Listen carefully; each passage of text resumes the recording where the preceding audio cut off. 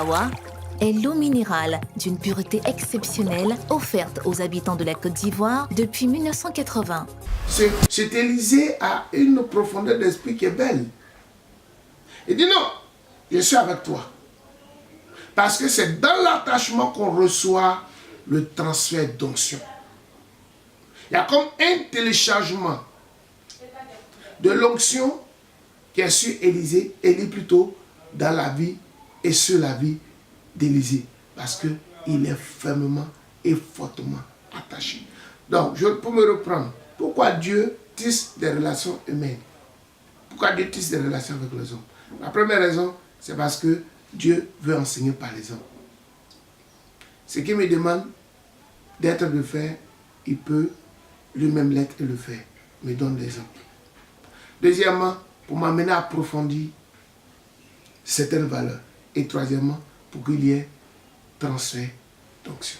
La quatrième recommandation que je donne de la part du Seigneur, c'est embellissez cette année votre espace de vie, embellissez votre espace vital, embellissez votre assemblée.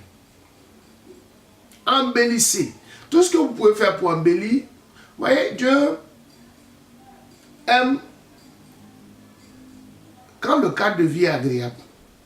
Vous voyez, le cadre de vie d'un homme reflète aussi le désordre ou l'ordre intérieur.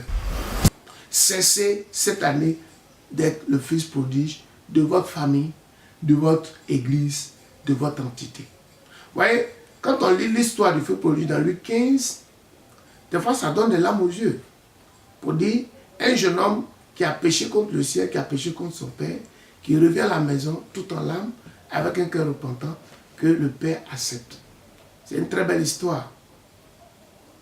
Mais, l'une des recommandations que je donne de la part du Seigneur cette année, c'est cesser d'être le fils prodige. Le fils prodige ici, c'est qui? C'est celui qui, étant dans la maison,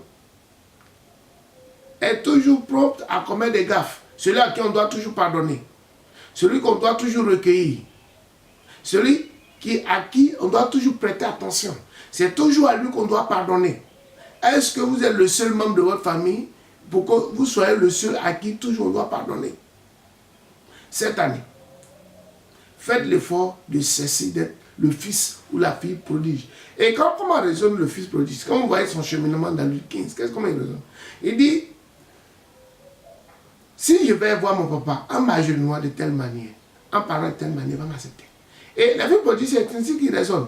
Il joue avec les cordes émotionnelles des gens. Ils vous étudient, ils disent, si je m'agenouille, si je fais de telle manière, il m'acceptera. C'est mon papa, c'est ma maman, c'est mon pasteur, je le connais.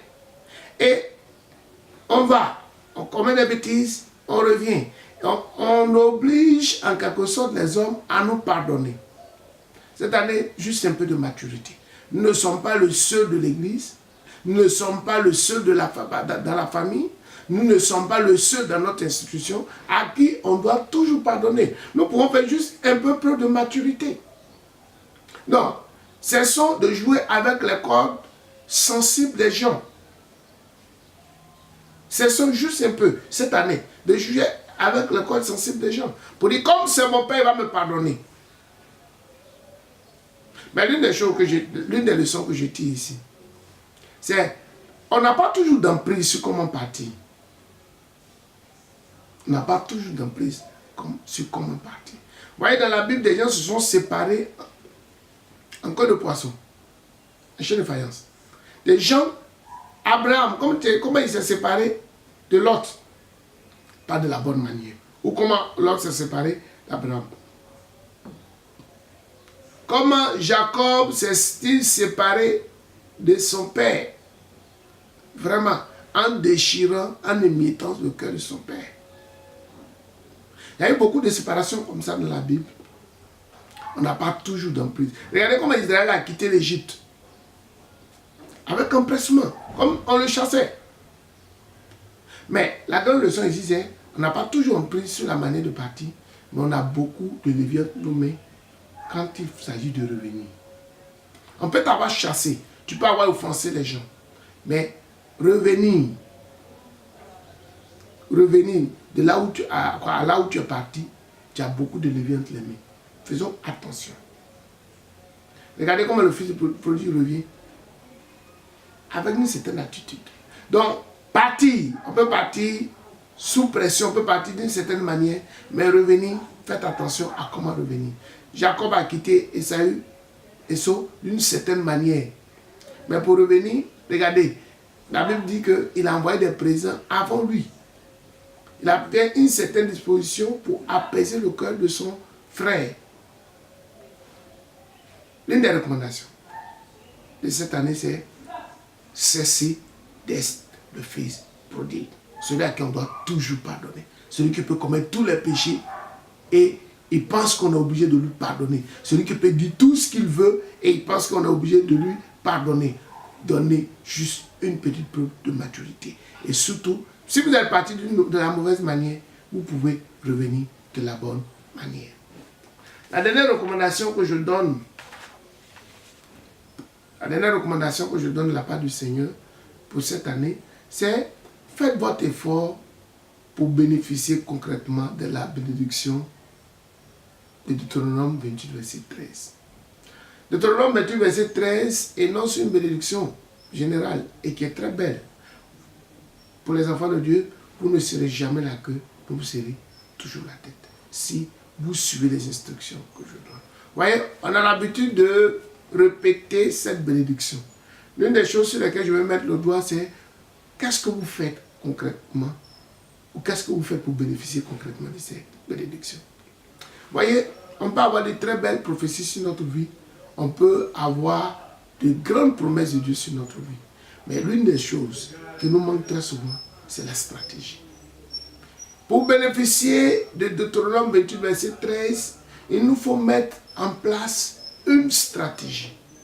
Je fais remarquer que si Pharaon a tant aimé Joseph, c'est parce que Joseph, avec une stratégie, s'est présenté avec la capacité d'expliquer un songe. Mais en plus de la capacité d'expliquer un songe, il avait une stratégie pour gérer les 7 années d'abondance et les 7 années de disette.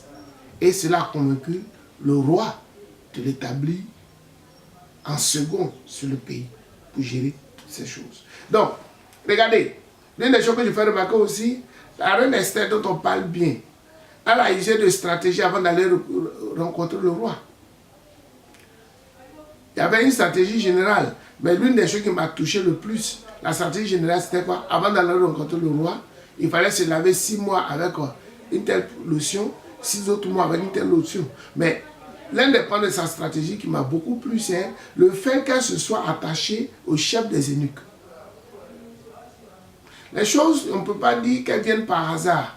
Si vous les préparez bien, si vous les orchestrez bien, vous avez un bon résultat. Donc, on peut avoir une grande prophétie sur notre vie, on peut avoir de grandes promesses de Dieu, mais sans stratégie, on n'arrive pas de bons résultats. L'un des grands stratèges de la Bible, pour moi, c'est Salomon. Comment il a organisé le royaume? Regardez une chose. Salomon vient, et l'une des choses qu'on dit, au temps de Salomon, Salomon a rendu l'argent courant à Jérusalem. C'était quelqu'un de fort riche, à qui on faisait beaucoup de biens, de cadeaux. Mais, je pourrais dire, pour empêcher que le peuple se révolte, qu'est-ce qu'il a fait? Il a rendu l'argent courant. Grand stratège. Il a commencé à développer Jérusalem et le pays. Salomon a engagé de grands travaux pour avoir une paix sociale. Regardez comment Salomon a travaillé ou a agi avec sagesse. Donc toute la sagesse de Salomon ne se résumait pas seulement à pouvoir donner des jugements éclairés, mais dans le quotidien ou dans l'administration du pays, il a pensé développer des infrastructures de toutes sortes. Il a rendu l'argent courant. Et ce qui me parle le plus, c'est la manière qu'il a fait pour qu'on approvisionne son royaume et le palais de manière tournante. Il a organisé l'armée. il a organisé l'approvisionnement de sa propre maison sur 12 mois avec 12 intendants différents. Mais c'est beau, c'est un grand stratège. Sans stratégie, on n'atteint pas de grands résultats. On peut avoir une onction, on peut avoir un appel, on peut avoir une certaine identité, mais sans stratégie, on n'atteint pas de grands résultats. Doux, absorbant, résistant, exigez toujours Lotus le vrai.